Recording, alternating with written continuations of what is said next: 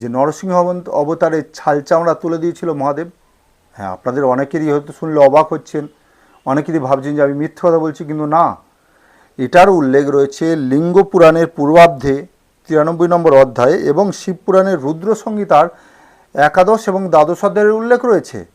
কি না, নরসিংহ অবতার হিরণ্যকশিপুর বধ করে যখন শান্ত হচ্ছিল না, তখন বীরভদ্রকে দিয়ে বুঝিয়েছিলেন মহাদেবজি। কিন্তু মহাদেবের সেই অংশ বীরভদ্রের কথা না শোনায় মহাদেব বীরভদ্রকে অর্ডার দিয়েছিলেন তুমি এর ছাল চামড়া তুলে দাও। তখন কি করেছিল না, তার শরীর থেকে ছাল তুলে নিয়েছিল বীরভদ্র।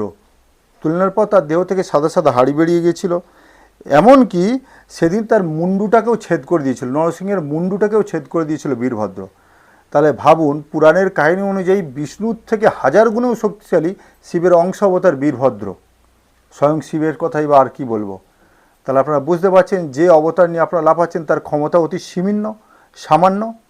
এমনকি ওই পুরাণে এও লেখা আছে, যেমন সূর্য উদয় হলে জোনাকির তেজ যেমন লুপ্ত হয়ে যায়, বিষ্ণুর তেজও শিবের সামনে সেরমভাবে লুপ্ত হয়েছিল। অর্থাৎ নৃসিংহের তেজও ওই সর্বাবতার শিবের সর্বাবতারের সামনে সেই তেজ লুপ্ত হয়েছিল। অর্থাৎ কি, অর্থাৎ শিবের যে তেজ তার তুলনায় বিষ্ণুর তেজ অতি সামান্য, এটাই কিন্তু বলা হয়েছে। তাহলে ভাবুন কোন অবতারকে আপনারা পূজা করছেন।